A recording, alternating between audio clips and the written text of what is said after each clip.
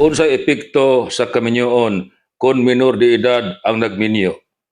Sawa pa ni epekto ang family code. Ang atuang family code ni epekto ni niadtong tuig 1988. Sawa pa ang 1988 ang nag-govern sa legal capacity kung edad sa magminyo mao ang Act number 3613,